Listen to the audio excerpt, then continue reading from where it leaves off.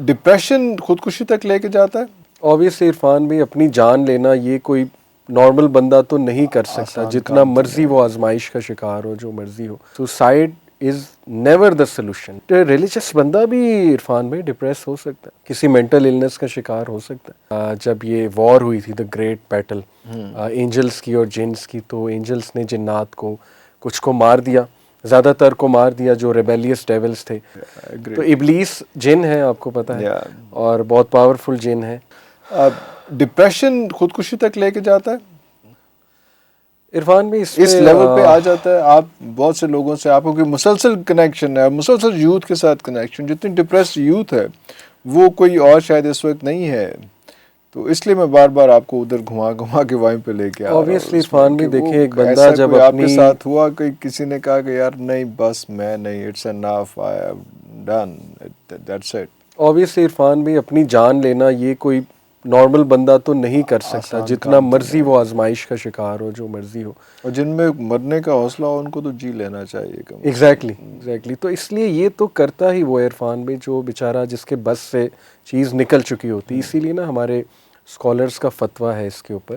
That doesn't mean, अल्लाह माफ़ करे, कि हम सुसाइड को प्रमोट करें। Never, suicide is never the solution. But obviously there is a फतवा कि एक बंदा अगर ऐसा करता है और उसको मेंटल इलनेस है, तो इट इज़ क्लियर कि उसने जान के नहीं किया है। अब वो बीमारी ऐसी थी उसको कि बस उससे हो गया, तो देयर इज़ अ होप कि इंशाल्लाह अल्लाह ताला उसको फॉरगिव करें। बट दैट डजंट मीन कि आप इस पे चले जाएं। ये तो एक कॉवर्डली एक्ट है मेरे नज़दीक, और हिम्मत करनी चाहिए इंसान को, क्योंकि जब कोई खुदकुशी करता है तो ऑब्वियसली वो मेंटली फिट बंदा तो खुदकुशी नहीं करेगा, वो उस नहज पे पहुंच जाएगा और मेंटली अपने आप को इतना चोक कर लेगा और मेंटल इलनेस के उस एज तक पहुंच जाएगा, तभी वो ये हरकत करेगा ना। तो इसको भी थोड़ा सा डिबेट को शायद अभी ये this is not a right time, क्योंकि एक ऐसी सिचुएशन हुई है तो इसको तो वो लोग कहेंगे कि जस्टिफाई कर रहे हैं, कुछ ऐसा कर रहे हैं। लेकिन आई थिंक इसको भी ये एक that might be a startup कि इस पे डिबेट की जाए और देखा जाए, इसमें कोई इसका सोल्यूशन निकाला जाए।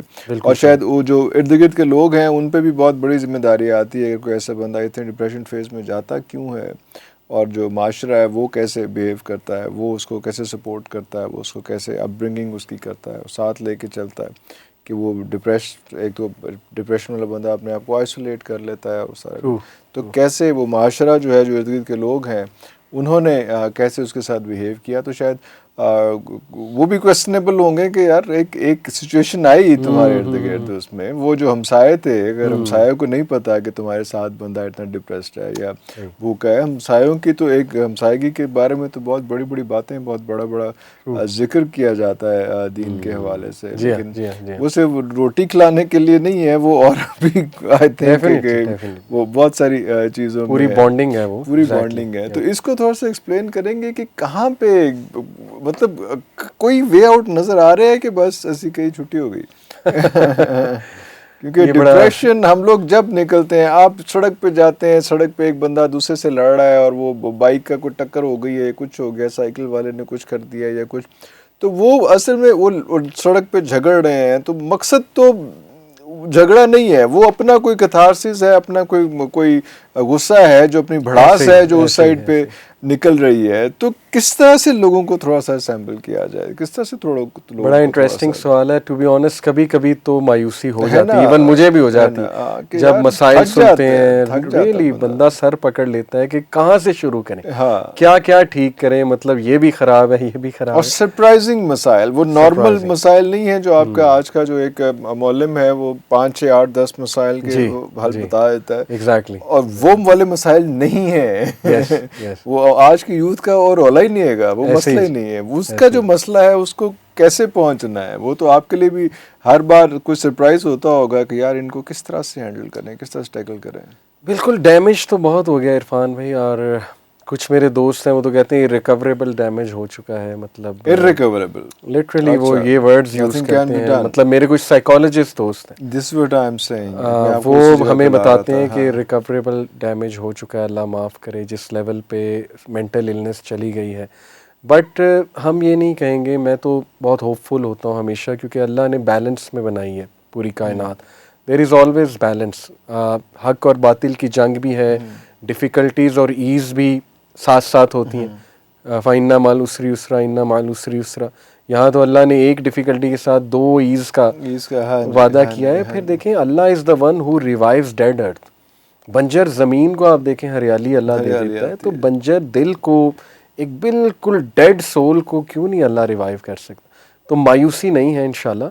और हमारे सामने हंड्रेड्स ऑफ एग्जांपल्स हैं ऐसे लोग कि मैं इमेजिन नहीं कर सकता था कि ये बंदा एक्टिव हो जाएगा, ये वाह। बंदा मतलब ठीक हो जाएगा और एक बड़ा अच्छा काम करने लगेगा और रिस्पॉन्सिबल हो जाएगा। मेरे सामने हंड्रेड्स ऑफ एग्जांपल्स, पता नहीं कहाँ से किसकी दुआ है, माँ की दुआ है, बाप की दुआ है, कहाँ से ये हो गया, अल्लाह ने कैसे रिवाइव कर दिया। हमारी आधी टीम इरफान भाई, आप उनकी स्टोरीज सुन लें, आप हैरान हो जाएंगे कि ये बंदा कैसे ये काम कर अरे रहा अल्लाह है, नशे में डूबा हुआ, लिटरली गुनाहों में डूबा हुआ, कैसे ये बंदा अब दीन का काम कर रहा है।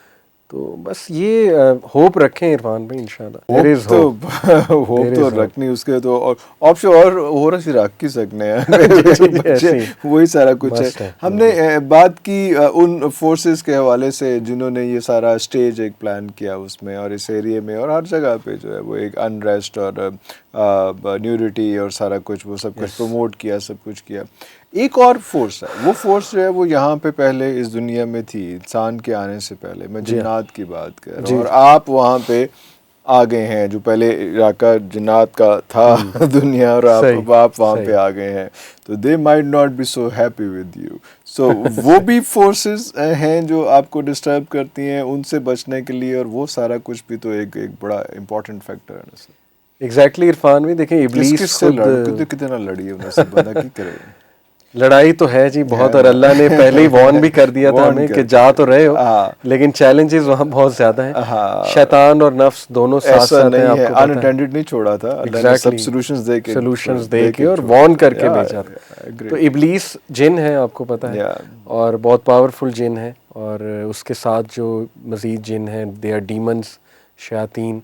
और हदीस में आता है ना कि जब ये वॉर हुई थी, द ग्रेट बैटल एंजल्स की और जिन्स की, तो एंजल्स ने जिन्नात को कुछ को मार दिया, ज़्यादातर को मार दिया जो रेबेलियस डेविल्स थे, कुछ को भगा दिया वहाँ पे दूर दराज जो आइलैंड्स थे वहाँ पे।